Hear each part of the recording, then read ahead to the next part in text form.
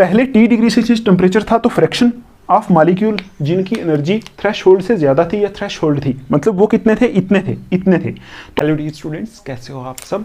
तो आज हम स्टार्ट करने वाले हैं केमिकल काइनेटिक्स का लास्ट लेक्चर। तो आई थिंक लेक्चर नंबर 5 रहेगा और वीडियो नंबर 6 रहेगी, क्योंकि पहले वाला जो लेक्चर था उसको 2 वीडियोज़ में डाला था। ठीक है, तो आई होप आपने पहली सारी वीडियोज़ इसकी देखी होंगी। तो कोई आपको प्रॉब्लम आई तो आपने उसको क्लियर करने की कोशिश की होगी। ठीक है, तो हम टाइम वेस्ट ना करते हुए सीधा चलते हैं वीडियो के ऊपर। आप देखो आज का जो हमारा लेक्चर है इसमें हम क्या स्टडी करने वाले हैं। देखो लास्ट के सिर्फ 2 टॉपिक्स बचे हुए हैं और एक ये छोटा सा एक डेफिनेशन टाइप टॉपिक है, तो वही हम स्टडी करेंगे। पहला है हमारा आज का जो स्टडी करेंगे effect of temperature on rate of reaction. कल हमने देखा था इफेक्ट ऑफ कैटालिस्ट। ठीक है, तो आज हम देखेंगे effect of temperature on rate of reaction. ये हमने पहले भी पढ़ा है कि टेम्परेचर का क्या इफेक्ट पड़ता है रेट ऑफ रिएक्शन के ऊपर। ये पहले factors affecting rate of reaction में हमने देखा था, लेकिन इसकी थोड़ी सी एक्सप्लेनेशन हमारे सिलेबस में, तो वो हम देखेंगे। ठीक है, उसके बाद हम देखेंगे अरहेनियस इक्वेशन। ये एक्चुअल में अरहेनियस इक्वेशन भी इसी में ही आती है, effect of temperature on rate of reaction में ही आती है। ठीक है, अरहेनियस इक्वेशन जितनी हमारे सिलेबस में है उतनी देखने वाले हैं, और फिर देखेंगे स्यूडो फास्ट ऑर्डर रिएक्शंस। ठीक है, तो ये 3 टॉपिक हम देखने वाले। तो देखो ये वाला जो इफेक्ट ऑफ टेम्परेचर है इसको समझाने के लिए मुझे पहले थोड़ा सा यहाँ लिखना पड़ेगा। तो मैं पहले ये लिखा है effect of temperature on rate of reaction, इसको मैं पूरा एक बार लिख लेता हूँ, फिर इसको हम सही से अंडरस्टैंड करते हैं। ठीक है, तो आप सिर्फ 2 सेकंड वेट करो। तो हमने लिख लिया है पूरा, तो अभी आप देखो इसको समझते हैं। ये इतना सा है, पहले हम समझेंगे फिर आप लिखना। ठीक है, अगर समझ आएगा तो फिर आप लिखना। ठीक है, अगर समझ नहीं आएगा तो आप कमेंट में पूछ सकते हो, या फिर टेलीग्राम ग्रुप जो बना हुआ है इसका, वहाँ आप मेरे से डिस्कस कर सकते हो। ठीक है, तो चलो स्टार्ट करते हैं। ठीक है, देखो यहाँ टॉपिक है हमारा, ये जो इतना मैंने लिखा है ना, अभी इतना और लिखना पड़ेगा, फिर जाके आपको समझ आएगा। अभी चलो ये देख लेते हैं पहले कि इतना जो लिखा है ये क्या लिखा है। ठीक है, और यहाँ मैंने थोड़ा छोटा छोटा करके लिखा है, आप थोड़ा जूम कर लो इसको, क्योंकि देखो बोर्ड पे थोड़ा ज़्यादा लिखना होता है तो फिर छोटा करके लिखना पड़ता है। ठीक है, तो आप देखो लिखा क्या है, टॉपिक का नाम है effect of temperature on rate of the reaction.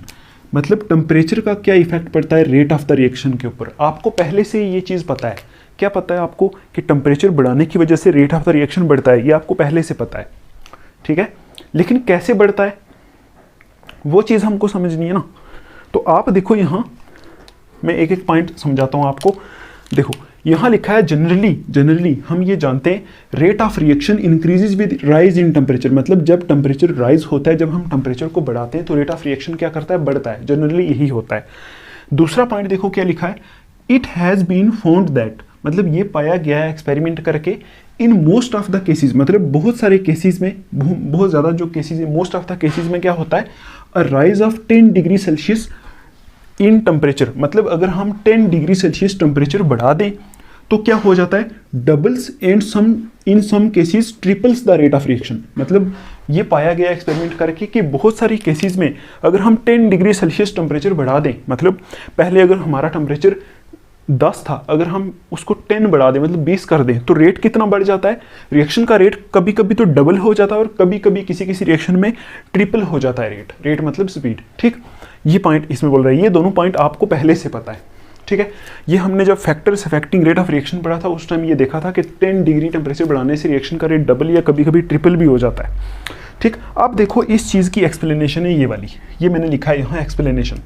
ठीक है, तो इसको कैसे एक्सप्लेन करेंगे, आप देखो यहाँ हम एक डायग्राम बनाएंगे। वो डायग्राम जो है वो दी थी मैक्सवेल ने। ठीक है, मैक्सवेल किसी साइंटिस्ट का नाम है, मैक्सवेल ने दी थी। तो उस डायग्राम से हम समझेंगे कि कैसे जो है वो क्या होता है, टेम्परेचर बढ़ाने से रिएक्शन का रेट डबल हो जाता है। तो आप यहाँ देखो एक्सप्लेनेशन में देखो, पहले जितना ये लिखा है इतना समझते हैं, फिर आस्ता आस्ता आप आगे देखोगे। देखो आस्ता आस्ता चलोगे तो आपको समझ में आएगा। Slow and steady wins the race. अगर आपको पूरा कंसेप्ट क्लियर करना है, देखो कभी कभी ऐसा भी हो सकता है कि मैं अगर कोई पॉइंट पढ़ा रहा हूँ आपको समझ नहीं आ रहा, तो आप क्या कर सकते हो, उस टाइम सब्र रखो, जब नेक्स्ट 1-2 पॉइंट पढ़ाऊंगा तो आपको पीछे वाला भी पूरा समझ में आ जाएगा। तो अभी ये जो मैंने लिखा है ये अधूरा है। ठीक है, ये मैं जब आपको पढ़ाऊंगा तो आपको पता नहीं चलेगा। इसको साफ करके जब हम फिर से लिखेंगे, फिर से ओवरऑल जब कंक्लूजन आएगा, तब आपको अगर समझ में ना आए तो आप वीडियो मत देखना। ठीक है। तो देखो वीडियो आप तब भी देखोगे जब आपको समझ में आए। तो आप एक बार एक टॉपिक का ओवरऑल कंक्लूजन देखा करो टोटल, फिर अगर आपको समझ नहीं आता तो फिर आप मत देखना, ठीक है। लेकिन अगर कंक्लूजन देखने से पहले ही आप छोड़ रहे हो फिर तो समझ आएगा ही नहीं आपको, ठीक है। अगर आपको इंटरेस्ट हो तो आप पक्का देखोगे, ठीक है। आप देखो यहाँ एक्सप्लेनेशन में क्या लिखा है, यहाँ लिखा है we know that all molecules of the reactants do not possess the same energy. देखो हमें पता है रिएक्शन होती कैसे है, हमने पढ़ी थी कोलिजन थ्योरी। कोलिजन थ्योरी में हमने देखा था कि क्या होता है, रिएक्शन कैसे होती है, कोलिजन्स होते हैं, मतलब टकराने से रिएक्टेंट जो होते हैं, रिएक्टेंट के मॉलिक्यूल्स या फिर एटम्स क्या करते हैं, टकराते हैं, तब रिएक्शन होती है। और हमने ये भी देखा था कि सारे कोलिजन जो होते हैं, मतलब सारे रिएक्टेंट अगर टकराएंगे तो रिएक्शन नहीं होगी। कौन से कोलिजन, मतलब कौन से रिएक्टेंट, कौन से मॉलिक्यूल जब टकराएंगे तो रिएक्शन होगी, मतलब जिनके पास मिनिमम एनर्जी होगी, जिसको बोलते हैं थ्रेशोल्ड एनर्जी, वो हमने कोलिजन थ्योरी में देखा था। और जिनकी प्रॉपर ओरिएंटेशन होगी, तो वो वाले जब टकराएंगे तो क्या होगा, रिएक्शन होगी। मतलब जिन मॉलिक्यूल के पास थ्रेशोल्ड एनर्जी होगी वो वाले जब टकराएंगे तो तब रिएक्शन होगी, ठीक है। सबके पास कुछ ना कुछ एनर्जी होगी लेकिन वो टकराएंगे तो रिएक्शन नहीं होगी, ठीक है। मतलब इफेक्टिव कोलिजन से रिएक्शन होगी, ये हमने कोलिजन थ्योरी में देखा था। आप देखो यहाँ वी नो दैट, मतलब हम ये जानते हैं कि all molecules of the reactants do not possess the same energy. इसमें कोलिजन थ्योरी यूज हो रही है, ठीक है। देखो हम ये जानते हैं कि सारे जो मॉलिक्यूल होते हैं रिएक्टेंट के, देखो रिएक्शन कैसे होती है, कोलिजन से, तो सारे मॉलिक्यूल जो रिएक्टेंट के होते हैं उनमें सेम एनर्जी नहीं होती है, ये आपको पता है। किसी मॉलिक्यूल में कम एनर्जी है, किसी में ज़्यादा एनर्जी है, ठीक है। कोई बैठा हुआ है, कोई नाच रहा है, कोई रो रहा है, ऐसा है, ठीक। अब देखो ये जो पॉइंट है, according to Maxwell distribution curve, देखो मैक्सवेल ने एक कर्व दी थी एनर्जीज को डिस्ट्रीब्यूट करने के लिए, मतलब एनर्जीज के लिए, है ना। तो इस कर्व को हम यहाँ स्टडी करेंगे। कर्व का मतलब क्या होता है, ग्राफ था। तो मैक्सवेल डिस्ट्रीब्यूशन कर्व इसके अकॉर्डिंग, ठीक है। आप बोलोगे नहीं ये यहाँ कैसे आ गई, ये दी होगी, है ना, फिजिकल केमिस्ट्री है तो दी होगी ये मैक्सवेल ने, तो इसको हम यूज कर रहे हैं यहाँ स्टडी करने के लिए, ठीक है। यहाँ लिखा है according to Maxwell distribution curve for energies, मतलब एनर्जीज के लिए जो मैक्सवेल डिस्ट्रीब्यूशन कर्व है उसको हम यहाँ यूज करेंगे, तो हम स्टडी करेंगे। मतलब इस मैक्सवेल डिस्ट्रीब्यूशन कर्व के अकॉर्डिंग आगे देखो क्या बोल रहा है, if energies of the reacting molecules are plotted against the fraction of molecules. अगर हम क्या करें, मॉलिक्यूल की एनर्जीज को प्लॉट करें, किससे, फ्रैक्शन ऑफ मॉलिक्यूल के अगेंस्ट प्लॉट करें, किसको, एनर्जीज ऑफ द रिएक्टिंग, मतलब जो रिएक्टिंग मॉलिक्यूल है, मतलब जो रिएक्टेंट्स हैं उनकी एनर्जीज को अगर हम प्लॉट करने का मतलब होता है ग्राफ ड्रा करना, है ना। ग्राफ बनाएं किसके अगेंस्ट, फ्रैक्शन ऑफ मॉलिक्यूल, मतलब कितने मॉलिक्यूल्स हैं उसके अगेंस्ट अगर हम ग्राफ बनाएं, ठीक है। देखो यहां लिखा है डेल्टा एन बाई एन, ये डेल्टा एन बाई एन किसको रिप्रेजेंट करता है, ये कुछ भी नहीं है, delta N by N fraction of molecule को रिप्रेजेंट करता है, ठीक।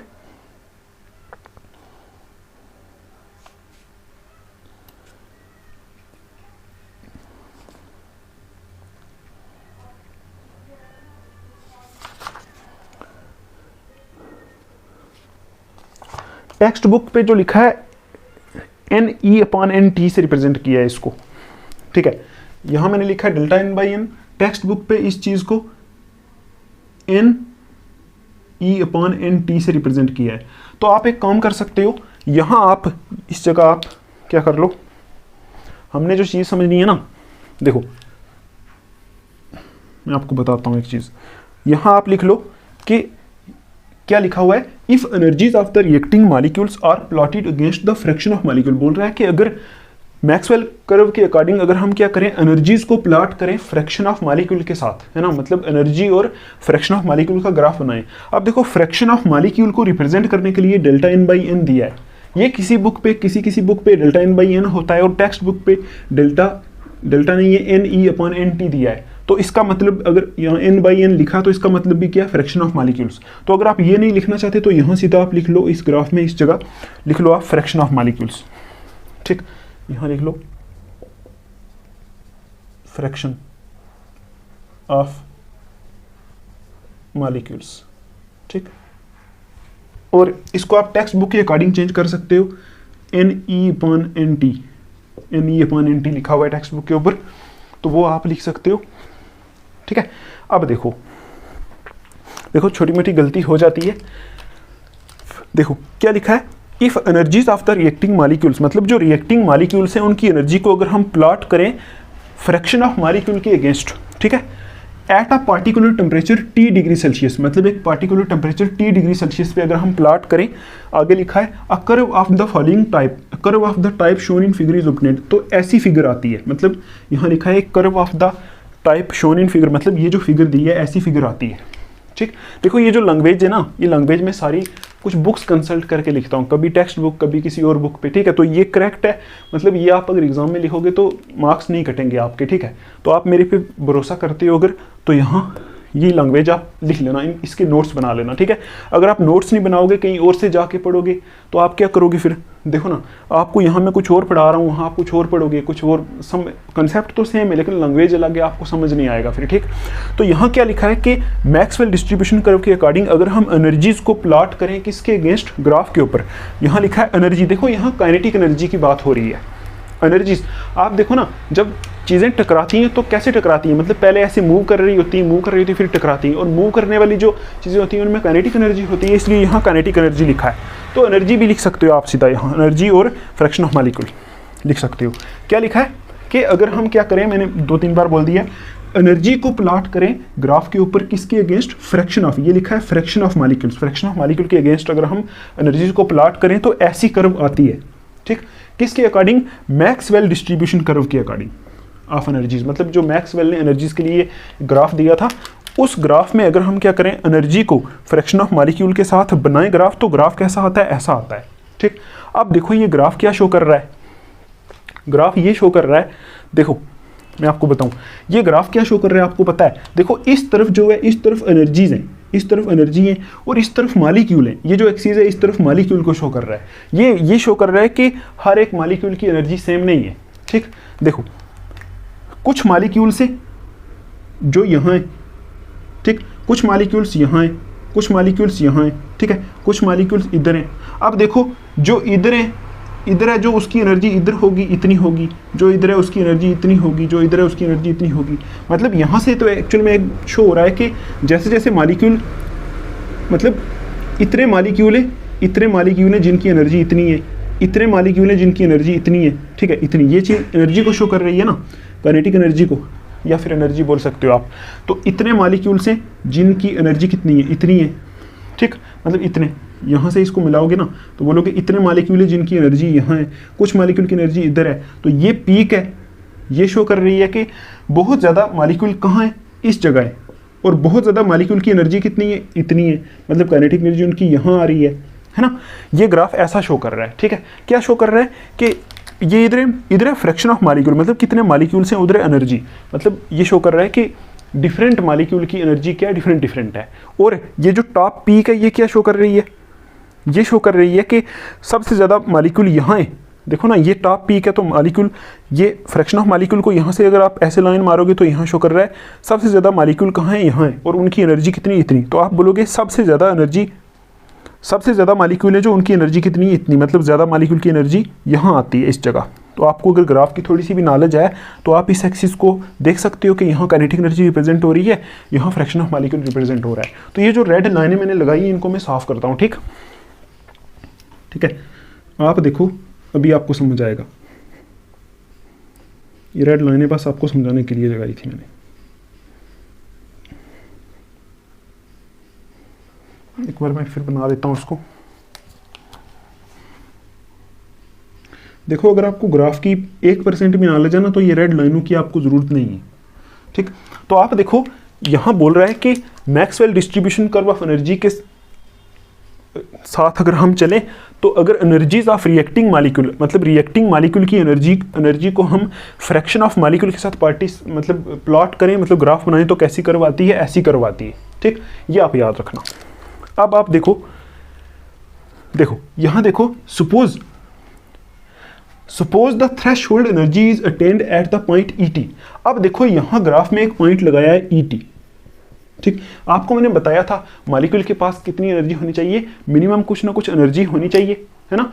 और उस मिनिमम एनर्जी को हम क्या बोलते हैं, थ्रेशहोल्ड एनर्जी। उसके बाद थ्रेशोल्ड एनर्जी वाले मॉलिक्यूल या उसके बाद जितने भी मॉलिक्यूल टकराएंगे उनसे क्या होगा, इफेक्टिव कोलिजन होगी। ये आपको बताया था।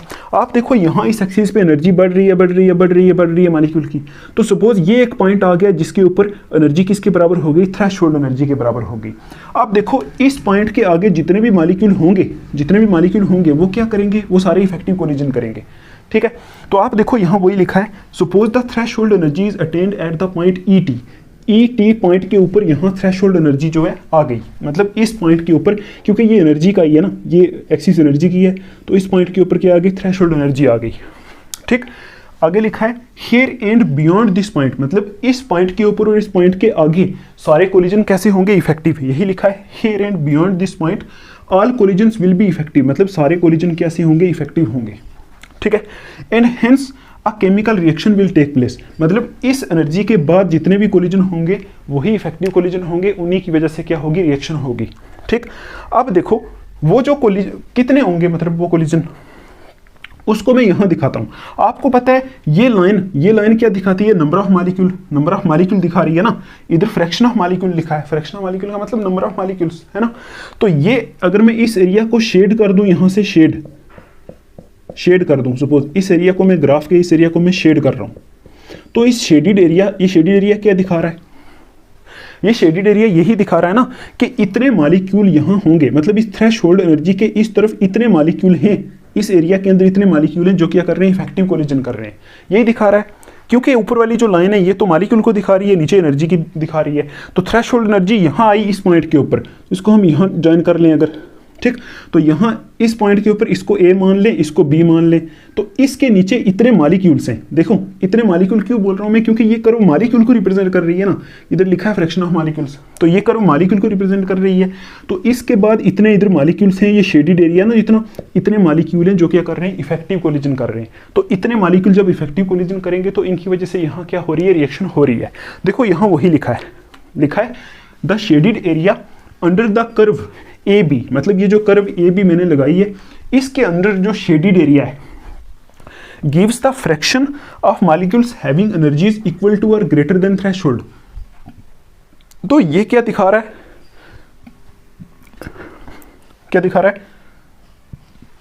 हैविंग एनर्जीज इक्वल टू और ग्रेटर देन थ्रेशोल्ड। ये बोल रहा है कि इस तरफ वो सारे मॉलिक्यूल हैं जिनकी एनर्जीज किसके बराबर है, थ्रेशोल्ड एनर्जी या उससे ज्यादा है। तो इतने क्या करेंगे, इफेक्टिव कोलिजन कर रहे हैं। ठीक है, मतलब इस टाइम जो रिएक्शन हो रही है, तो आप एक काम करो, ये कर्व किस टेम्परेचर के ऊपर है, at T degree Celsius temperature के ऊपर ये कर्व है। तो आप देखो जितना मैंने आपको कराया अभी तक, ठीक है, उसको अगर मैं आपको सही से एक बार रिवाइज कराऊं तो कैसे होगा। ठीक है, आप देखो मैंने अभी आपको कराया कि रेट ऑफ रिएक्शन कैसा होता है, बढ़ जाता है, मतलब 10 डिग्री टेम्परेचर बढ़ाओ तो रेट ऑफ रिएक्शन डबल हो जाता है, वो हम समझने वाले हैं। हमने ये लिखा है कि मैक्सवेल डिस्ट्रीब्यूशन ऑफ एनर्जीज के अकॉर्डिंग अगर हम एनर्जी और फ्रैक्शन ऑफ मॉलिक्यूल को प्लॉट कर रहे हैं ग्राफ के ऊपर, तो कर्व ऐसी आती है, मतलब ग्राफ ऐसा आता है। ठीक है, आप मान लो इसको कि ग्राफ ऐसा आता है। तो इस ग्राफ के ऊपर ये जो चीज़ है, ये लाइन किसको शो कर रही है, फ्रैक्शन ऑफ मॉलिक्यूल और एनर्जी को। एनर्जी मैंने काइनेटिक एनर्जी लिखा है, आप सिर्फ एनर्जी भी लिख सकते हो। काइनेटिक इसलिए लिखा है ताकि मॉलिक्यूल मूव करते हैं तो उनमें काइनेटिक एनर्जी होती है। तो हमने लिखा है कि अगर इस पॉइंट के ऊपर देखो एनर्जी यहाँ बढ़ रही है, तो आस्ता मॉलिक्यूल की एनर्जी बढ़ेगी, है ना। सपोज इस पॉइंट के ऊपर मॉलिक्यूल की एनर्जी क्या हो गई, थ्रेशोल्ड एनर्जी हो गई। तो थ्रेशोल्ड एनर्जी जब आ जाती है, उसके बाद जो मॉलिक्यूल, मतलब वो मॉलिक्यूल जिनके पास थ्रेशोल्ड या उसके ज़्यादा एनर्जी होती है, वो क्या करते हैं, इफेक्टिव कोलिजन करते हैं। तो हमने देखा यहाँ थ्रेशोल्ड एनर्जी आ गई, इसके आगे कर्व हमने ऐसे करके, मतलब इसके आगे हमने शेड कर दिया कि ये जो शेडिड एरिया है ये दिखा रहा है कि इतने मॉलिक्यूल इस टाइम क्या कर रहे हैं, जब टेम्परेचर T डिग्री सेल्सियस है तो इतने मॉलिक्यूल क्या कर रहे हैं, इफेक्टिव कोलिजन कर रहे हैं। मतलब जो रिएक्शन हो रही है वो इतने मॉलिक्यूल के इफेक्टिव कोलिजन की वजह से हो रही है। ठीक है, अब देखो अगर हम टेम्परेचर बढ़ाएं, तो अगर ये शेडिड एरिया बढ़ जाए, यहाँ चला जाए, तो फिर ज़्यादा मॉलिक्यूल इफेक्टिव कोलिजन करेंगे, तो उस टाइम रिएक्शन का रेट बढ़ जाएगा। वो चीज़ हम यहाँ अभी देखेंगे। ठीक है, इसको साफ करना पड़ेगा, थोड़ा सा और लिखना पड़ेगा। आप एक बार ये पॉइंट देखो, एक बार फिर पढ़ो इसको। Suppose the threshold energy is attend at the point ET, मतलब ET पॉइंट के ऊपर थ्रेशोल्ड एनर्जी आ गई है, और इस पॉइंट के ऊपर और इसके आगे सारे कोलिजन इफेक्टिव होंगे।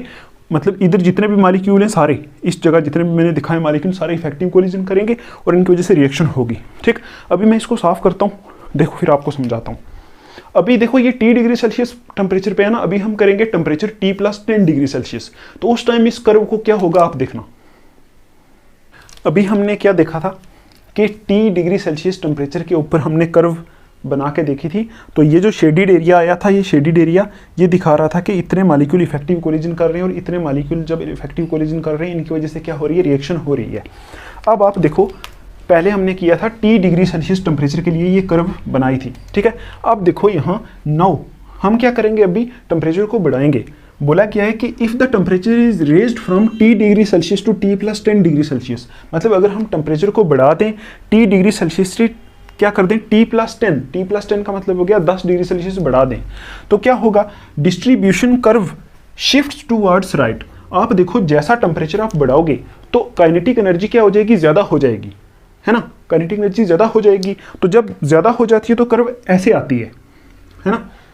आप देखो ये कर्व ऐसे आई थी, ये कर्व ऐसे क्यों आई, देखो ना, जब टेम्परेचर बढ़ाओगे तो काइनेटिक एनर्जी तेज़ी के साथ बढ़ेगी। तो आपको अगर ग्राफ की नॉलेज है, अगर चीज़ तेज़ी के साथ बढ़ती है तो ग्राफ ऐसे जाता है, ठीक। तो वही लिखा है कि अगर टेम्परेचर हम क्या करेंगे 10 डिग्री सेल्सियस बढ़ा देंगे तो डिस्ट्रीब्यूशन कर्व, मतलब ये जो मैक्सवेल डिस्ट्रीब्यूशन कर्व में ये जो कर्व जो आई है शिफ्ट टूवर्ड्स राइट, ये कर्व किसकी तरफ, ये कर्व आई थी ग्रीन वाली, ये कहाँ शिफ्ट हो रही है, राइट की तरफ शिफ्ट हो रही है, ठीक है ना। लेकिन हमने ये सिलेक्ट किया है कि यहाँ थ्रेशोल्ड एनर्जी है, मतलब ये देखो ये तो एनर्जी की लाइन है ना, तो थ्रेशोल्ड एनर्जी किस जगह, इधर ही है, वो तो इधर ही है, क्योंकि हमने पहले फिक्स कर दिया कि यहाँ थ्रेशोल्ड एनर्जी आती है, ठीक है ना। तो हमने क्या किया, टेम्परेचर बढ़ाया तो कर्व आगे चली गई, मतलब ये जो कर्व है एक्सपेरिमेंट करके पता चलता है, ठीक है। ये कर्व जो है ये किसकी तरफ आगे बढ़ गई, क्यों, क्योंकि टेम्परेचर बढ़ाने से काइनेटिक एनर्जी तेजी के साथ बढ़ती है, तो कर्व आगे शिफ्ट हो गई।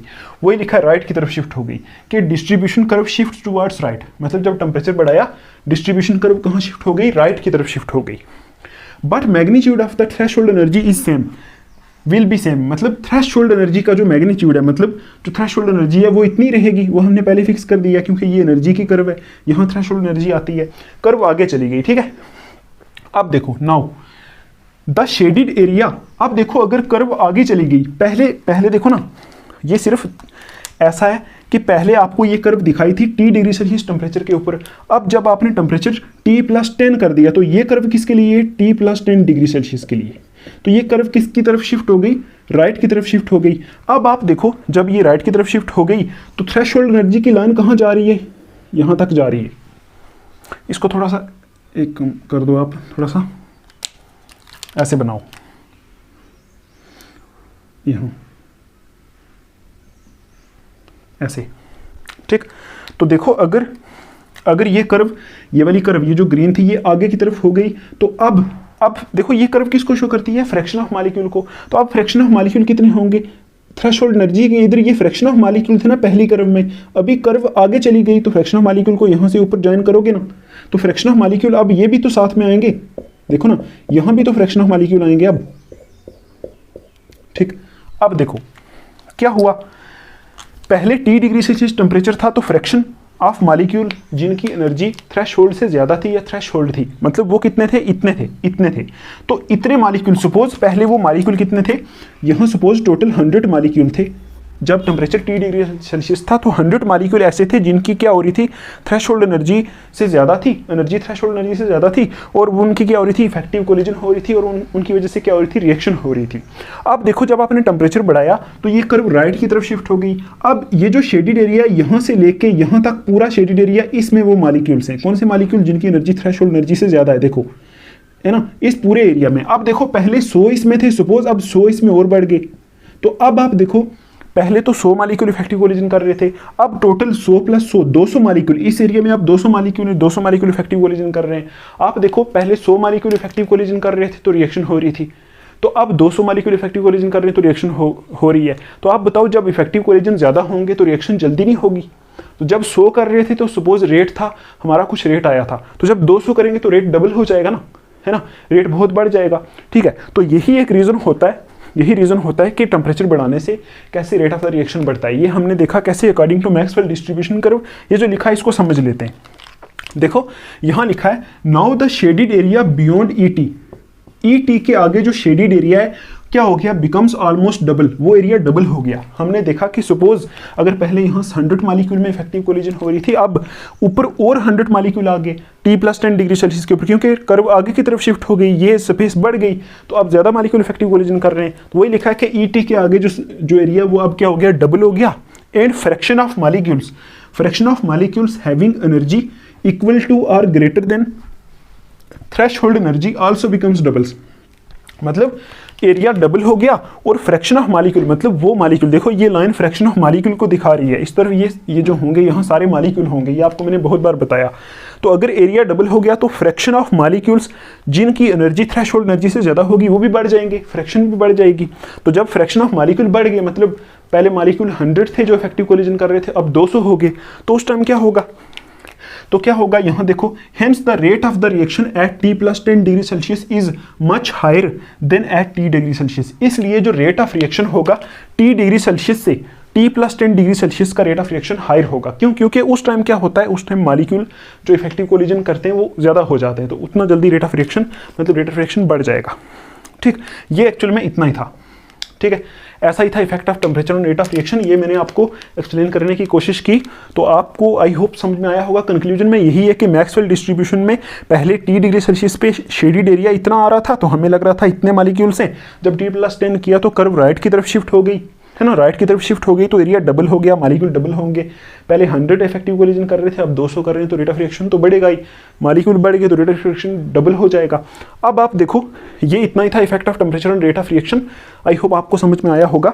अब देखो ये क्या लिखा है मैंने ऐसे एक लाइन बुक पे थी, the peak of the curve, मतलब ये जो कर्व बनाई है इसकी जो ये पीक है, ये पीक, ये क्या रिप्रेजेंट कर रही है, देखो इस पीक को अगर मैं यहाँ से यहाँ मैच कर रहा हूँ, यहाँ से यहाँ मैच कर रहा हूँ, तो ये कर्व, ये पीक क्या रिप्रेजेंट कर रही है, ये रिप्रेजेंट कर रही है कि इस जगह पे मैक्सिमम नंबर ऑफ मॉलिक्यूल्स हैं।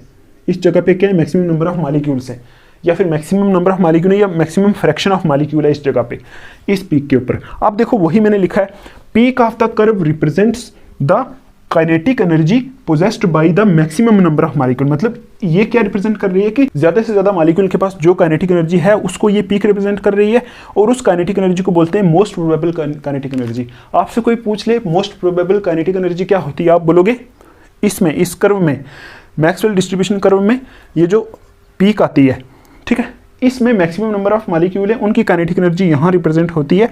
इस काइनेटिक एनर्जी को हम क्या बोलते हैं, मोस्ट प्रोबेबल काइनेटिक एनर्जी। ठीक है, आई समझ आपको। तो ये ऐसे ही थी एक लाइन, मैंने आपको समझाने की कोशिश की है, अगर आपको समझ में आया ठीक है, आप ये पढ़ के भी समझ सकते हो। ठीक है, तो ये था हमारा effect of temperature on rate of reaction. I hope आपको समझ में आया होगा। अभी हम देखते हैं आगे, यही इफेक्ट ऑफ टेम्परेचर के आगे ही थोड़ा सा है, उसको बोलते हैं अर्हेनियस इक्वेशन, वो देख लेते हैं। आप देखो यहाँ मैंने लिखा है effect of temperature on rate constant, इसको बोला गया अर्हेनियस इक्वेशन। मतलब अर्हेनियस नाम के साइंटिस्ट ने एक इक्वेशन दी थी जिसमें रेट कांस्टेंट को टेम्परेचर के साथ रिलेट किया गया है। ठीक है, वो इक्वेशन कैसी थी, क्या थी, वो हम देखने वाले हैं। ठीक, तो आप एक पॉइंट यहाँ लिखो, इफेक्ट ऑफ टेम्परेचर, ठीक है, effect of temperature on the rate of reaction, on the rate of reaction and hence rate constant, hence on, यहाँ on लिख देना, on rate constant, ठीक है, was, rate constant क्या होता है, K was proposed by Arrhenius, ARRHENIUS, Arrhenius in, कब दी थी ये, 1889 में, in 1889।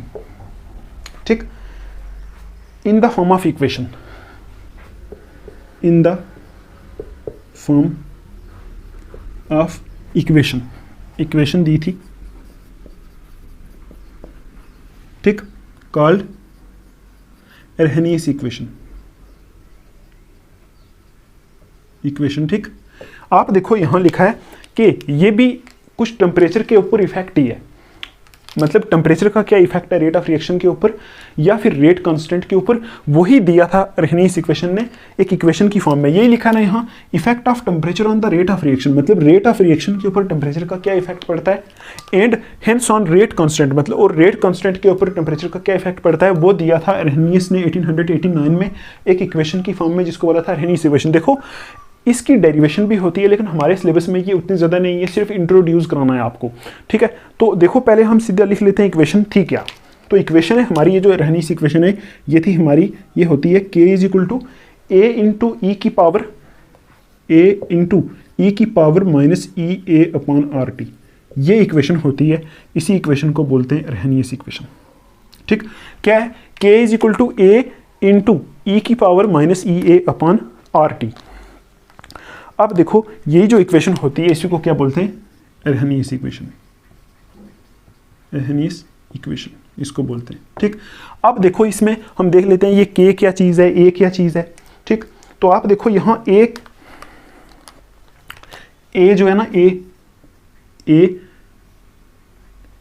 ये क्या है, a इज अ कांस्टेंट, ये एक इज अ कांस्टेंट, ठीक है, कांस्टेंट कॉल्ड, इसको बोलते हैं फ्रीक्वेंसी फैक्टर, फ्रीक्वेंसी फैक्टर बोलते हैं इसको। ए कांस्टेंट है, ये जो ए इसमें कांस्टेंट है इसको बोलते हैं हम क्या, फ्रीक्वेंसी फैक्टर। और ई ए, ये जो ई ए यहाँ आपको पता है ई ए क्या होता है, एक्टिवेशन एनर्जी, तो ई ए क्या है यहाँ, एक्टिवेशन एनर्जी, एक्टिवेशन एनर्जी, ठीक। और आर क्या होता है, आर आपको पता है यूनिवर्सल गैस कांस्टेंट होता है, तो है ना, तो गैस कांस्टेंट है ये, ठीक। और यहाँ टी क्या चीज़ है, टी तो टेम्परेचर होता है, आपको पता है टी टेम्परेचर है, ठीक। और ये जो के है ये क्या है, के आपको पता है क्या होता है, के होता है हमारा रेट कांस्टेंट। ये आपको एग्जाम में आ सकता है कि अरहनीस इक्वेशन क्या होती है, तो आप बोलोगे रेट कांस्टेंट के ऊपर और रेट ऑफ रिएक्शन के ऊपर टेम्परेचर का इफेक्ट शो किया था अरहनीस ने, उसको बोला था, एक इक्वेशन की फॉर्म में दिया था, उसको बोला था अरहनीस इक्वेशन। क्या होती है, k is equal to A into e की power minus E upon R T. E क्या है, ये ई एक्सपोनेंशियल, एक्सपोनेंशियल पता है ना आपको, इसलिए ये ए है ना, जो ये एक्सपोनेंशियल के पहले है ना, तो ए को हम प्री एक्सपोनेंशियल फैक्टर भी बोलते हैं, प्री एक्सपोनेंशियल फैक्टर बुक में आपको लिखा हुआ मिलेगा ए, लेकिन ए को हम, ए का है क्या, एक कांस्टेंट है जिसको फ्रीक्वेंसी फैक्टर बोलते हैं, ठीक। तो अब देखो ये आपको पता चल गया। एक और चीज है इसमें कि ये जो ई हमारा है ना, ये वाला आप लिख लो, यहां नीचे ही लिखना, आप इसके नीचे लिखना फैक्टर माइनस, देखो फैक्टर e की power minus E A upon R T, ये किसको रिप्रेजेंट करता है, ये फैक्टर e की power minus E upon R T corresponds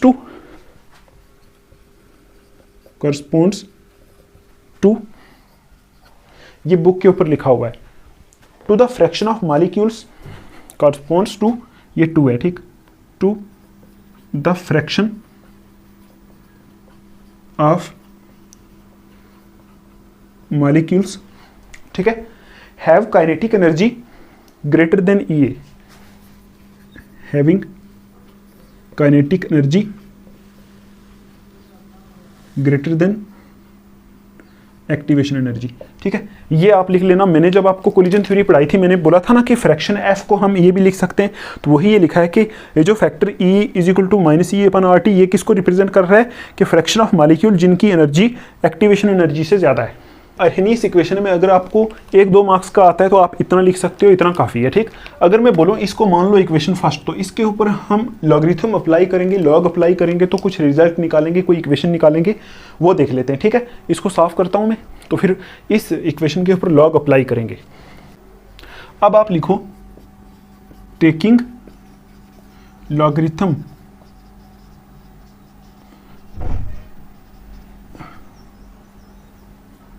of equation first, जो हमारी इक्वेशन फर्स्ट आई थी उसके ऊपर हम क्या अप्लाई कर रहे हैं, लॉगरिथम अप्लाई कर रहे हैं। क्यों अप्लाई कर रहे हैं, यहाँ से एक इक्वेशन आती है डिराइव करके, ठीक है, वो डिराइव करनी है हमें, इसलिए हम क्या कर रहे हैं, इसके ऊपर लॉग अप्लाई कर रहे हैं। आपको पता है लॉग 2 किस्म के होते हैं, एक होता है जिसका बेस ई होता है और एक होता है जिसका बेस क्या होता है 10, आपको पता है ना, लॉग 10 वाला भी होता है और लॉग ई वाला भी होता है जिसको एल एन से रिप्रेजेंट करते हैं। तो हम क्या करते हैं, इसके ऊपर एल एन वाला लॉग अप्लाई करेंगे, ठीक।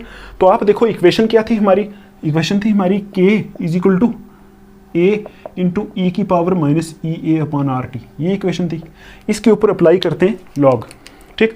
तो कौन सा लॉग अप्लाई करेंगे, एल एन वाला। तो एल एन वाला अप्लाई करो तो क्या आएगा, एल एन के आएगा, दोनों तरफ अप्लाई करना, is equal to L N A into e की power minus E A upon R T आएगा, ठीक। आई समझ आपको। अब आप देखो यहाँ लॉग की कुछ प्रॉपर्टीज हैं वो यूज होंगी। आपको पता है अगर ऐसा हो log A multiple by B हो, ठीक, और एक होता है लॉग ए बाई बी, ठीक है। तो अगर log A multiple by B हो तो वो किस में चला जाता है, तो ये होता है हमारा log A plus log B. ये आपको मैंने बताया था, ये आपको याद रखना है। Log A multiple by B हो तो log A plus log B हो जाता है, और लॉग ए बाई बी हो तो हो जाता है log A minus log B, ठीक है ना। तो एक और चीज़ है, अगर log M raise to power N हो, है ना, तो ये हो जाता है एन लॉग एम हो जाता है, ये याद रखना आप, ठीक है ना। देखो ना, कोई चीज़ है यहाँ m उसकी पावर n है तो ये n पहले आ जाएगी, तो ये log m आ जाएगा, ये आपको पता होगा पहले। और एक और होता है कि log 10 to the log base 10 के ऊपर अगर पावर 10 आ जाए, मतलब सीधा आप ऐसे याद रख लो, आपको पता है ये जो log होता है इसका बेस 10 होता है, ठीक, बेस 10 होता है। तो अगर यहाँ log 10 आ जाए तो इसकी वैल्यू कितनी होती है, 1, ठीक। तो अगर ऐसा आ जाए कि ये एल एन आपको पता है ऐसा हो जाए, अगर log e की पावर e ऐसा, तो इसकी भी वैल्यू कितनी होती है, 1। तो आप देखो इस log e को हम एल एन से भी रिप्रेजेंट करते हैं, तो एल एन ई हो जाए अगर, तो एल एन ई की वैल्यू भी क्या होती है, 1, ठीक है। क्योंकि देखो ना log e की पावर e ऐसा हो, मतलब अगर बेस e है, log का बेस e है तो आगे भी e आता है, तो e क्या हो जाता है, 1। अगर 10 आएगा तो 1। अब देखो log e को ln से भी रिप्रेजेंट करते हैं, तो ln की पावर e, तो ये भी किसके बराबर आएगा, 1। ये आप याद रखना। आप देखो यहाँ क्या कैसे log अप्लाई करेंगे, देखो यहाँ मैं लिख रहा हूँ ln k, ln वाला क्या log है, इज इक्वल टू, यहाँ देखो ये बीच पॉइंट है, पॉइंट का मतलब है मल्टीपल, तो मल्टीपल है तो ये किस में चला जाएगा, प्लस में। ln a, इसको a मान लो, इस पूरे को b मान लो, तो a मल्टीपल बाई b, ये वाला फार्मूला लगेगा, a मल्टीपल बाई b, तो a मल्टीपल बाई b लगेगा तो log a plus log b हो जाएगा। तो log a ये वाला हो गया, प्लस ln b में क्या है, e की power minus E A upon R T, ये आ गया, ठीक। अब आप देखो ये तो ऐसे ही रहेगा, ln k is equal to ये आएगा ln a, ठीक। अब देखो यहाँ प्लस ये वाला तो है ही, ये कुछ आ गया, कैसा आ गया, ये ऐसा आ गया, ये m raise to power n आ गया, देखो m raise to power n, देखो यहाँ e है, e की पावर ये है, e की पावर में ना minus E upon R T, तो ये आ गया m raise to power n। तो m raise to power n है तो n कहाँ चला जाता है, पहले, तो कैसे लिखोगे, n ये है ना, तो ये क्या होता है, minus E A upon R T, ये n में वो पहले आ गया।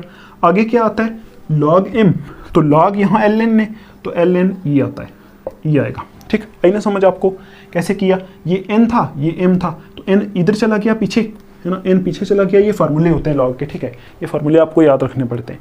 अब आप देखो और क्या कर सकते हैं इसको, ln k is equal to ln a plus into minus minus E A upon R T, ऐसे करेंगे। और ln e की वैल्यू क्या होती है, ln e का मतलब क्या होता है, ये है ना, और इसका देखो e की पावर e, इसका मतलब ये होता है ना, तो ln e की वैल्यू कितनी होती है, 1। तो अगर ये 1 हो जाएगा तो ये तो 1, ये तो खत्म हो जाएगा, ln e की वैल्यू क्या होगी, 1।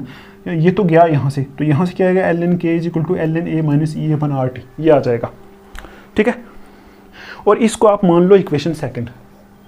अगर आपको ये समझ नहीं आया तो आप जाके एक बार लॉग की प्रॉपर्टीज देख लो, ठीक है, लॉग की जो प्रॉपर्टीज होती हैं वो देख लो, ठीक, फिर आपको समझ में आएगा। अब आप लिखो यहाँ, ये इक्वेशन सेकंड है, ठीक, इस इक्वेशन को मान लो equation second.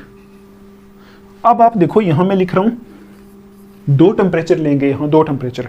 If the value of the rate constant, if the value of rate constant at temperature T1 is K1 and at T2 is K2। हम क्या कर रहे हैं, दो इक्वेशन अब क्या कर रहे हैं, बना रहे हैं। हम ले रहे हैं एक टेम्परेचर T1 के ऊपर अगर रेट कांस्टेंट की वैल्यू K1 है और टेम्परेचर T2 के ऊपर अगर रेट कांस्टेंट की वैल्यू K2 है, तो उस टाइम हम क्या करेंगे, इस इक्वेशन को देखो, ये इक्वेशन नंबर सेकंड है ना, इसमें आप क्या करो, दो इक्वेशनें बनाओ। एक बार ये जो ln K है ना, इसको K1 कर दो, तो हम क्या करेंगे, ln K1 कर दो। इसके ऊपर ln A तो ऐसा ही आएगा, ln A ऐसा ही आएगा, माइनस EA अपॉन टेम्परेचर उस टाइम T1 कर दो। यही मैंने बोला है ना, अगर वैल्यू रेट कांस्टेंट की टेम्परेचर T1 के ऊपर K1 है और टेम्परेचर T2 के ऊपर K2 है ना, तो वही किया है। रेट कांस्टेंट K1 के ऊपर टेम्परेचर की वैल्यू T1 है, इसको मान लो कौन सी इक्वेशन, थर्ड इक्वेशन। और दूसरी कर लो K2, ln K2 is equal to ln A minus EA upon R T2, इसको मान लो फोर्थ इक्वेशन। देखो कुछ भी नहीं किया मैंने, सिर्फ दो इक्वेशन, दो टेम्परेचर के ऊपर, क्योंकि हमें एक फार्मूला डिराइव करना है ना, फार्मूला डिराइव करने के लिए हमने ऐसा बना लिया। अब आप करो subtract equation third from fourth, subtract equation third from fourth. Fourth से थर्ड को माइनस कर दो, मतलब इससे इसको माइनस कर दो, तो क्या आएगा, अब बताओ क्या आएगा, ऐसा आएगा, इससे इसको माइनस करो, ऐसा आएगा ln K2 ये वाला माइनस ln K1, ये आ गया। इधर भी माइनस, देखो इधर भी माइनस होगी, इधर भी माइनस होगी, ये आपको पता है। इधर माइनस होगी तो क्या आएगा, इधर से माइनस करेंगे तो ये तो कैंसिल हो जाएगा, ये ln A तो जाएगा, क्योंकि दोनों बराबर है, माइनस होगा तो ये कैंसिल हो जाएगा। तो यहाँ से आएगा माइनस EA अपॉन RT2 है ना, तो माइनस लगा रहे हैं इधर, माइनस इनटू माइनस क्या आएगा, EA अपॉन RT1, ऐसा ही होगा, है ना। देखो ना, ये तो कैंसिल हो जाएगा, यहाँ माइनस ये वाला है और हम माइनस कर रहे हैं, minus EA upon RT, minus कर रहे हैं तो आगे ये भी माइनस का, तो माइनस का लिख दिया। तो अब क्या होगा, ln K2 minus ln K1 होगा is equal to minus EA upon RT2 और minus into minus plus EA upon RT1, ये आएगा। ठीक है, आई समझ आपको इतनी।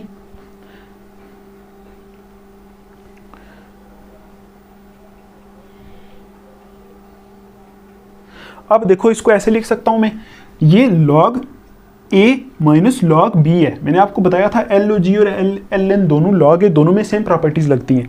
log A minus log B कहाँ है, log A minus log B किसके बराबर होता है, log A बाई B। तो ये वही है ln A minus ln B, तो इसको लिख सकते हैं ln K2 अपॉन K1, लिख सकते हैं ना, यहाँ ये प्रॉपर्टी यूज हो रही है। ठीक, तो ln K2 अपॉन K1 लिख सकते हैं। तो आगे क्या होगा, देखो इस टर्म को इज इक्वल टू, क्या ये प्लस वाली इसको मैं पहले लिख दूं यहाँ EA अपॉन RT1 और इसको बाद में लिख दूं माइनस EA अपॉन RT2, ऐसा लिख सकते हैं। देखो कोई प्रॉब्लम नहीं है। ठीक, आगे देखो, इसके आगे क्या करोगे, अब इसको मैं देखो यहाँ से थोड़ा सा साफ करता हूँ, फिर मैं आगे कराता हूँ आपको। ये मैं थोड़ा सा यहाँ से साफ कर रहा हूँ।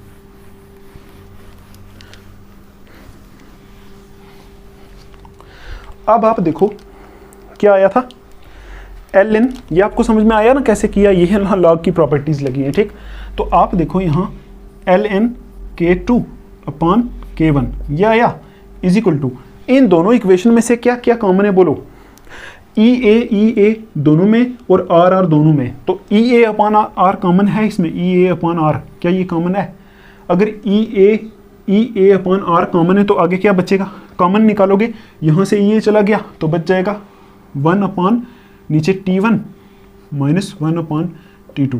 देखो ये कैसे किया मैंने, ये आपको पता है बेसिक मैथमेटिक्स है, कॉमन निकाला, EA और R को मैंने बाहर निकाल दिया, और जब EA यहाँ से चला गया तो यहाँ 1 बचेगा, यहाँ भी 1 बचेगा, R यहाँ से चला गया तो यहाँ T1 बचेगा, यहाँ T2 बचेगा। तो आप देखो अगर आप इसको अंदर फिर मल्टीपल करोगे तो वही आएगा, EA को यहाँ मल्टीपल करोगे, EA अपॉन RT1 आ जाएगा, EA upon RT1 minus EA upon RT2 ये आ जाएगा। ठीक है, इतना समझ में आया आपको। अब आप देखो अब क्या करोगे, अब आप क्या कर सकते हो, इसको ऐसे कर सकते हो, देखो ln K2 upon K1 is equal to EA upon R into T2 को यहाँ मल्टीपल करो, cross multiple, T2 minus T1 को इधर करो, T1 डिवाइडेड बाई इन दोनों को मल्टीपल करो, T1 T2, क्या ऐसा आ सकता है, आ सकता है आराम से। या फिर अब आप क्या कर सकते हो, आपको मैंने बताया था इस ln को जब LOG में कन्वर्ट करना हो, log में कन्वर्ट करना हो, तो क्या करते हैं 2.303 से मल्टीपल करते हैं, तो आगे log लिख देते हैं। तो आप देखो इस ln को मैं log में कन्वर्ट कर रहा हूं तो क्या होगा 2.303 log, मतलब ln को मैं LOG में कन्वर्ट कर रहा हूं तो 2.303 log लगा दूंगा तो आगे हो जाएगा वही सेम K2/K1, ये आपको पता है ना। आप यहां लिख सकते हो साइड में कि ये क्या किया मैंने, ln को जब log में कन्वर्ट करते हैं ना 2.303 log होता है, ये ln is equal to 2.303 log होता है, तो वही मैंने ln की जगह 2.303 log लिख दिया और आगे K2/K1 कर दिया, इज इक्वल टू EA/R, ठीक, और क्या आएगा T2 माइनस T1/T1 T2, ये आया, ठीक। अब आप देखो ऐसे कर सकते हैं, इसको ऐसा लिख सकता हूं मैं log K2/K1 और इस 2.303 को भेज दो उधर, इस तरफ भेज दो, तो ये इधर ऊपर है तो इधर जाएगा तो नीचे हो जाएगा, ये आपको पता है। तो आपको पता है ये आएगा is equal to EA/2.303 R into T2 minus T1/T1 T2, ये आ गया, ठीक है ना। तो आप देखो यहाँ इस इक्वेशन को आप अंडरलाइन करो तो यहाँ से हम क्या निकाल सकते हैं बताओ। यहाँ देखो रेट कांस्टेंट और टेम्परेचर का तो रिलेशन ये भी है, तो यहाँ से भी हम टेम्परेचर और रेट कांस्टेंट को देखो ना, हम यहाँ से ये भी देख सकते हैं कि कितना टेम्परेचर घटाएंगे बढ़ाएंगे और रेट कांस्टेंट के ऊपर क्या फर्क पड़ेगा। और दूसरी चीज़ है यहाँ से हम एक्टिवेशन एनर्जी भी निकाल सकते हैं, ठीक, एक्टिवेशन एनर्जी भी निकाल सकते हैं। तो आप देखो यहाँ आप लिख सकते हो, इतनी इक्वेशन आपको डिराइव करनी है और यहाँ आप लिखोगे EA can be calculated easily, activation energy आप यहाँ से इजीली कैलकुलेट कर सकते हो। इस बेस पे हम कुछ न्यूमेरिकल्स करेंगे फिर आपको समझ में आएगा। तो यहाँ आप लिख सकते हो EA can be calculated easily, मतलब activation energy can be calculated easily from this equation, मतलब ये आप लिख लेना आगे कि इस इक्वेशन से एक्टिवेशन एनर्जी को आसानी से कैलकुलेट कर सकते हैं। तो आई होप आपको ये एक डेरिवेशन थी छोटी सी और ये लास्ट में फार्मूला आया कि ये फार्मूला एक होता है, क्या होता है log K2/K1 is equal to EA/2.303 R T2 minus T1/T1 T2, है ना। तो ये कुछ क्वेश्चन होते हैं न्यूमेरिकल, वहाँ ये वाला फार्मूला यूज़ होता है। तो आई होप आपको ये समझ में आया होगा। अभी देखो मैं इसको साफ करता हूँ, तो अभी आप इसको लिखो, मैं एक और इसको थोड़ा सा और करके ग्राफ ड्रा करना है तो बस फिर ये खत्म हो जाएगा। फ्रॉम इक्वेशन सेकंड जो हमने लिखी थी कौन सी थी वो, ये थी ना ln k is equal to ये वाली, ln k is equal to ln a minus EA/RT, ये थी हमारी इक्वेशन सेकंड। और इक्वेशन सेकंड ये जो है इसको हम कैसे लिख सकते हैं, आप देखो अगर मैं क्या करूं, इसको मैं ऐसे लिख सकता हूं, देखो इसको मैं ऐसे लिख सकता हूं ln k is equal to, इसको इधर लिख दो इसको उधर लिख दो, इसको इधर लिखेंगे तो ये माइनस की टर्म है तो माइनस EA/RT आएगा, है ना। ये प्लस का है ना, माइनस ये जो ln a ये प्लस का है तो इस तरफ लिखेंगे तो क्या आ जाएगा प्लस ln a, लिख सकते हैं। इसको उल्टा लिखोगे तो ln a माइनस, देखो जब माइनस होता है तो माइनस को दिखाते हैं, प्लस को दिखाते नहीं है, तो वही चीज़ है, इधर प्लस को दिखाया नहीं है तो इसको इधर लिख दिया तो ऐसा आएगा। कैसा लिख सकते हैं आराम से, ठीक। तो अब आप देखो क्या मैं इस ln a को इस तरफ लेके आ सकता हूँ, ln k ये प्लस ln a है ना, इसको इधर लेके आओ minus ln a is equal to, ये प्लस का इधर आके माइनस हो जाएगा, ये माइनस EA/RT ऐसा ही आएगा। ये क्या चीज़ है, एक्टिवेशन एनर्जी, ठीक। अब देखो इनको आप क्या कर सकते हो, देखो ln को log में कन्वर्ट करो। ln क्या होता है, अभी आपको बताया था ln is equal to 2.303 log होता है, ठीक, 2.303 log। तो ln की जगह लगाओ 2.303 log k माइनस इस ln की जगह भी लगा दो 2.303 log a is equal to क्या आएगा माइनस EA/RT, या आ सकता है। इसमें देखो कॉमन क्या चीज़ है, 2.303 कॉमन है, 2.303 कॉमन है ना, कॉमन निकाल लिया तो log k minus log a बच गया यहाँ, ठीक, log k minus log a बच गया इज इक्वल टू क्या आएगा माइनस EA/RT।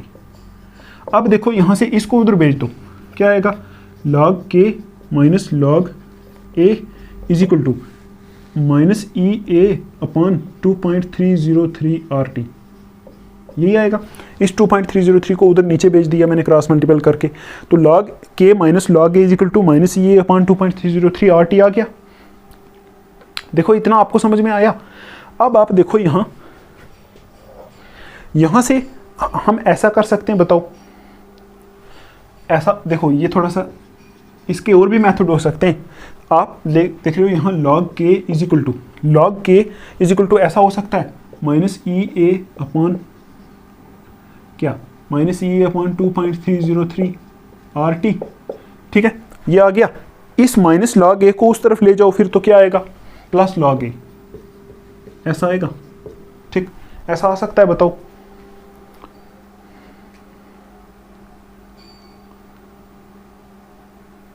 ठीक, तो आप देखो ये जो इक्वेशन है इसको मान लो सपोज फिफ्थ इक्वेशन, तो आप अभी क्या करो, इस इक्वेशन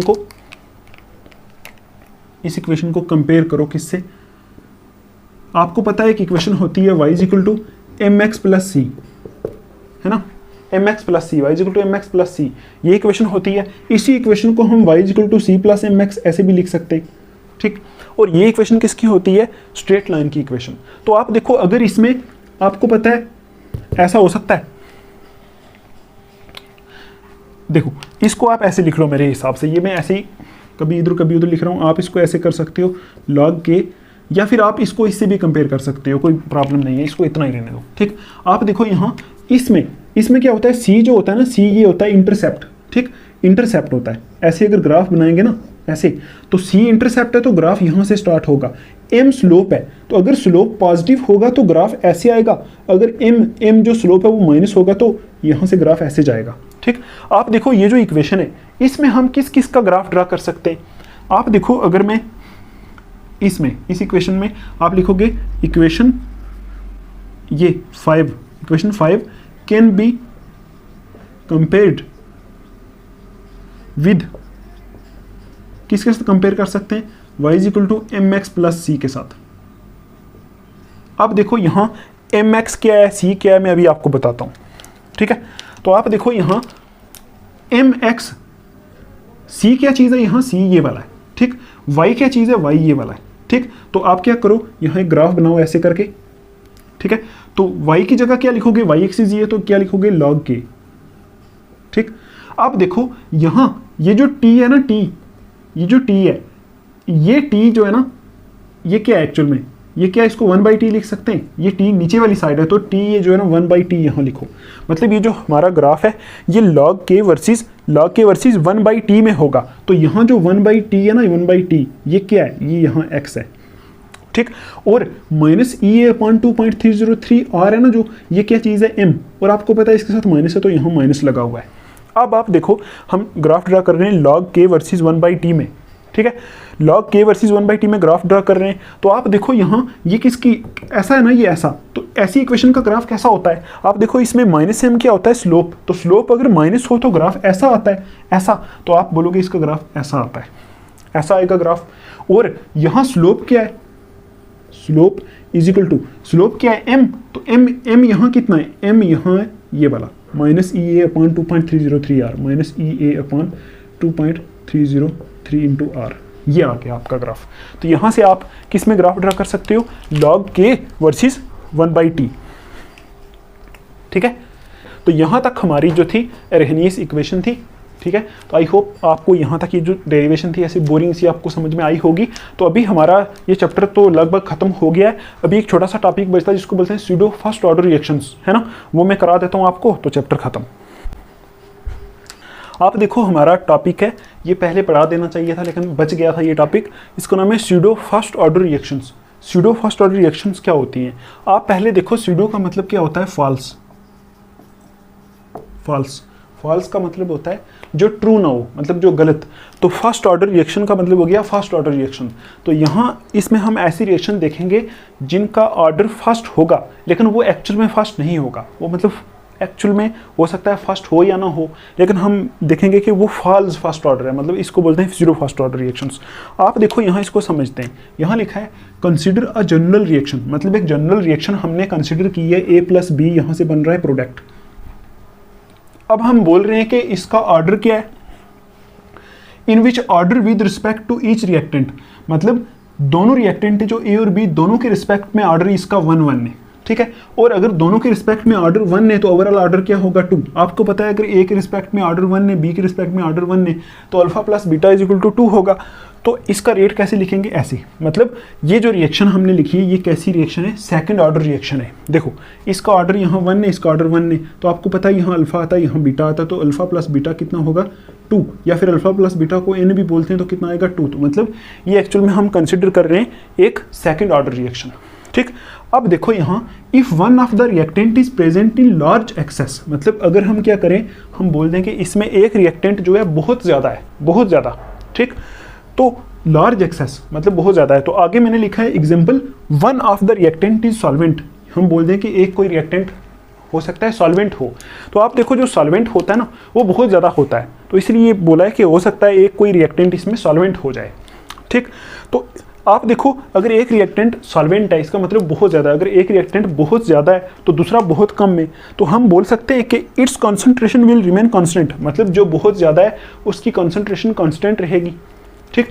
देखो मैं बताऊं आपको, सपोज यहाँ a प्लस बी था, ठीक, तो ये सपोज बहुत ज़्यादा है, मतलब ये सपोज 100 है या 1000 है, तो ये कितना है सपोज 2, ठीक। तो आप देखो जब रिएक्शन होगी इसके सिर्फ 2 पार्ट ही इसके साथ रिएक्ट करेंगे, इसके सिर्फ 2 पार्ट इसके साथ रिएक्ट करेंगे, तो हम बोल सकते हैं कि ये कांस्टेंट ही है। मतलब देखो ना अगर 2 पार्ट रिएक्ट करेंगे तो कितना बचेगा 9 9 8, ये तो खत्म हो जाएगा, ये तो इसके तो हैं ही 2 पार्ट, ये तो खत्म ही हो जाएगा। इसकी सिर्फ 2 ही पार्ट रिएक्ट करेंगे तो हम बोलेंगे 9 9 8, आपके पास 1000 रुपये हैं तो उनमें से 2 रुपये दे दो तो कोई फर्क नहीं पड़ेगा, तो हम बोलेंगे इसकी कंसंट्रेशन कांस्टेंट है, मतलब कुछ चेंज नहीं हो रही। जब रिएक्शन हो रही है, आपको पता है जब रिएक्शन होती है रिएक्टेंट की कंसंट्रेशन घटती है, प्रोडक्ट की कंसंट्रेशन बढ़ती है। तो अगर हम मान लें कि एक जो रिएक्टेंट है उसकी कंसंट्रेशन बहुत ज़्यादा है, तो बहुत ज़्यादा है तो सपोज 1000 है, तो उसमें से दूसरा जो है उसकी कंसंट्रेशन बहुत कम है, तो इसके 2 पार्ट इसके 2 पार्ट के साथ रिएक्ट करेंगे तो ये तो खत्म हो जाएगा, तो ये तो कांस्टेंट ही रहेगा ना। 1 लाख रुपए में से अगर 2 रुपये में किसी को दे दूं तो मैं तो बोलूँगा मेरे पास 1 लाख ही है, तो ये कांस्टेंट ही रहेगा, इस पे कुछ फर्क नहीं पड़ेगा। तो वही यहाँ लिखा है कि it's concentration will remain constant, मतलब इसकी कॉन्सेंट्रेशन क्या रहेगी, एक जगह कॉन्स्टेंट रहेगी। आगे लिखा है in that case rate of the reaction will only depend upon the reactant present in smaller amount.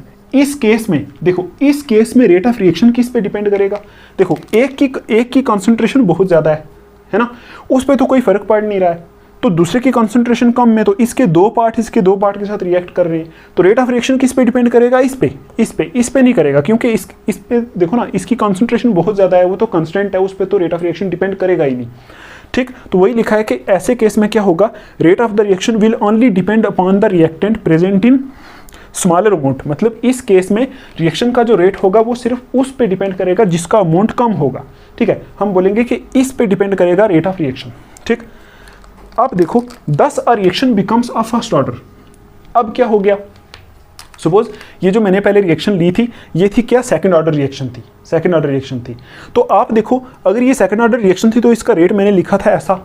अब मैं मान रहा हूँ कि बी इसमें जो है बहुत ज़्यादा है ना, तो रेट किस पे डिपेंड करेगा, अगर बी बहुत ज़्यादा है तो वो तो एक्सेस में, उस पर तो उसकी कॉन्सेंट्रेशन पे तो कुछ फर्क नहीं पड़ रहा, तो रेट किस पे डिपेंड कर रहा है, सिर्फ ए पे। अगर बी एक्सेस में है तो रेट सिर्फ किस पे डिपेंड करेगा, सिर्फ ए पे। अब देखो अगर रेट सिर्फ ए पे डिपेंड करेगा तो क्या ये रिएक्शन फर्स्ट ऑर्डर नहीं बन जाएगी, लेकिन ये रिएक्शन कैसी थी, ये रिएक्शन सेकंड ऑर्डर थी, लेकिन हमने क्या किया, कुछ कंडीशन अप्लाई की। क्या कंडीशन, कि ये बी जो है बहुत ज़्यादा है तो इसकी कॉन्सेंट्रेशन कॉन्स्टेंट है, तो रेट किस पे डिपेंड करेगा, ए पे। तो अब देखो ये फर्स्ट ऑर्डर बन गई रिएक्शन, ठीक। लेकिन ये फर्स्ट ऑर्डर रिएक्शन है तो नहीं ना, ये कैसी थी, सेकंड ऑर्डर रिएक्शन थी, हमने सिर्फ इसको ज़्यादा किया तो फर्स्ट ऑर्डर बन गई। तो क्या इस रिएक्शन को स्यूडो फर्स्ट ऑर्डर बोल सकते हैं। देखो एक्चुअल में ये रिएक्शन फर्स्ट ऑर्डर नहीं है ना, हमने क्या किया, है तो ये पहले सेकंड ऑर्डर थी ना, रिएक्शन है तो पहले सेकंड ऑर्डर थी, फर्स्ट ऑर्डर नहीं है, हमने कंडीशन अप्लाई करके इसको फर्स्ट ऑर्डर बनाया है। तो ऐसी रिएक्शन को हम क्या बोलते हैं, स्यूडो फर्स्ट ऑर्डर, मतलब ये फॉल्स फर्स्ट ऑर्डर है, एक्चुअल में फर्स्ट ऑर्डर नहीं है, ठीक। अब देखो यहाँ लिखा है सच रिएक्शंस, ऐसी reactions which are not truly of the first order, जो ट्रूली फर्स्ट ऑर्डर रिएक्शंस नहीं है। आप देखो इसमें मैंने एक्सेस में ये डाल दिया। अब देखो कुछ ना कुछ तो इस पर भी डिपेंड कर रहा है रेट, कुछ ना कुछ तो इस पर भी डिपेंड करेगा ना, क्योंकि एक्सेस है इसमें से दो पार्ट तो क्या होंगे, दो पार्ट तो यूज होंगे, तो कुछ ना कुछ रेट तो इस पर डिपेंड करेगा, लेकिन ना के बराबर करेगा। तो अगर मैं बोलूँ इसके ऊपर कुछ ना कुछ रेट डिपेंड कर रहा है तो ये बहुत एक्सेस में, तो अगर इसको छोड़ दें तो ये फर्स्ट ऑर्डर बन गई, बिल्कुल फर्स्ट ऑर्डर, लेकिन कुछ ना कुछ इस पे भी डिपेंड करता है, तो हम बोलेंगे ये रिएक्शन कैसी होगी, सूडो फर्स्ट ऑर्डर, मतलब फॉल्स फर्स्ट ऑर्डर, एक्चुअल में फर्स्ट ऑर्डर नहीं है। ठीक है, तो आप देखो such reactions which are not truly of the first order, ऐसी रिएक्शन जो एक्चुअल में ट्रूली फर्स्ट ऑर्डर नहीं होती है, but under certain conditions become reactions of the first order, कुछ कंडीशंस के अंडर क्या करती हैं, फर्स्ट ऑर्डर बन जाती है। ऐसी रिएक्शन को हम क्या बोलते हैं, सूडो फर्स्ट ऑर्डर रिएक्शन। ठीक है, आई समझ आपको। ठीक, अब आप देखो क्या बोलोगे, एक बार अगर मैं फिर समझाऊं, मतलब जब क्या होता है, जब रिएक्शन जो होती है वो एक्चुअल में फर्स्ट ऑर्डर नहीं होती, लेकिन हम कंडीशन अप्लाई करके उसको क्या करते हैं, फर्स्ट ऑर्डर बना देते हैं, ऐसी रिएक्शन को बोलते हैं सूडो फर्स्ट ऑर्डर। और एग्जांपल है, अगर एक जो है एक्सेस में ले लें, एक रिएक्टेंट बहुत ज़्यादा ले लें, तो उसकी कॉन्सेंट्रेशन रिएक्शन में कॉन्स्टेंट रहेगी, तो कॉन्स्टेंट रहेगी तो हम बोलेंगे वो रिएक्शन सिर्फ एक पे ही डिपेंड कर रही है। ठीक, लेकिन कुछ ना कुछ ये भी तो उसमें यूज हो रहा है, लेकिन हमें लग रहा है कि वो सिर्फ एक पे डिपेंड कर रही है, तो रिएक्शन फर्स्ट ऑर्डर टाइप बन जाती है। ठीक, अब देखो इसकी एग्जांपल क्या होती है, इसकी जो एग्जांपल्स होती हैं, दो एग्जांपल्स टेक्स्ट बुक के ऊपर दी है। एक एग्जांपल है इसकी acid catalysed hydrolysis of ethyl acetate. Ethyl acetate एक कंपाउंड होता है, उसकी acid catalysed hydrolysis. Acid catalysed का मतलब है उसमें एसिड को कैटलिस्ट के तौर पे यूज करते हैं, और आपको पता है एसिड को यूज करते हैं तो H+ यूज करते हैं। ठीक, तो ये इथाइल एसीटेट का फार्मूला होता है, इसकी हाइड्रोलिसिस करते हैं। आप देखो हाइड्रोलिसिस करने के लिए ये H2O वाटर यहाँ बहुत ज़्यादा ले लेते हैं, बहुत ज़्यादा वाटर पानी लेते हैं, तो बहुत ज़्यादा लेंगे तो इसकी तो कंसंट्रेशन कांस्टेंट हो जाएगी, मतलब इसकी तो चेंज ही नहीं होगी, है ना, तो सिर्फ इसी पे रिएक्शन डिपेंड करेगी, तो ये सूडो फर्स्ट ऑर्डर रिएक्शन है। तो इसके प्रोडक्ट ये बनते हैं CH3COH + C2H5OH। ठीक, और दूसरी इसकी एग्जांपल होती है acid catalysed inversion of sugar. ये इन्वर्जन ऑफ शुगर क्या होता है, ये मैं आपको बायोमॉलिक्यूल में पढ़ाऊंगा। तो ये रिएक्शन जो होती है इसमें भी ये वाला जो होता है वाटर एक्सेस में होता है, मतलब ये इसके 1000 पार्ट होते हैं, तो इसके सपोज कोई 10 पार्ट होते हैं, तो इसमें से 10 यूज होते हैं, तो हम बोलते हैं इसकी कंसंट्रेशन कांस्टेंट है, तो रिएक्शन का रेट इसी पे डिपेंड करता है। तो ये भी कौन सी होती है, इसमें ग्लूकोज प्लस फ्रुक्टोज बनते हैं, ये आपको बायोमॉलिक्यूल में पता चलेगा। तो आप बोलोगे दो एग्जांपल्स होती हैं, एक होता है acid catalysed hydrolysis of ethyl acetate और acid catalysed inversion of sugar. ये दो एग्जांपल्स होती हैं किसकी, सूडो फर्स्ट ऑर्डर रिएक्शंस की। ठीक, तो आई होप आपको समझ में आया होगा। आप एक बार इस थ्योरी को लिखो, फिर आप उसको अंडरस्टैंड करने की कोशिश करो, फिर अगर कुछ प्रॉब्लम आती है तो टेलीग्राम ग्रुप बनाया, मैं दोबारा वीडियो बना के आपके लिए वहाँ आपको समझा दूंगा। ठीक है, तो ठीक है, हमारा ये चैप्टर जो था इसमें टॉपिक सारे इतने ही थे। ठीक है, अभी हम क्या करेंगे, जेके बोस के प्रीवियस ईयर क्वेश्चन डिस्कस करेंगे, फिर कुछ इंपॉर्टेंट न्यूमेरिकल्स और ये जो फार्मूले मैंने डिराइव कराए इनको यूज़ करने की कोशिश करेंगे न्यूमेरिकल्स में। ठीक है, तो हम किसी नेक्स्ट चैप्टर के साथ दोबारा मिलेंगे, तो तब तक के लिए आप अपना ध्यान रखो। Take care, thanks for watching.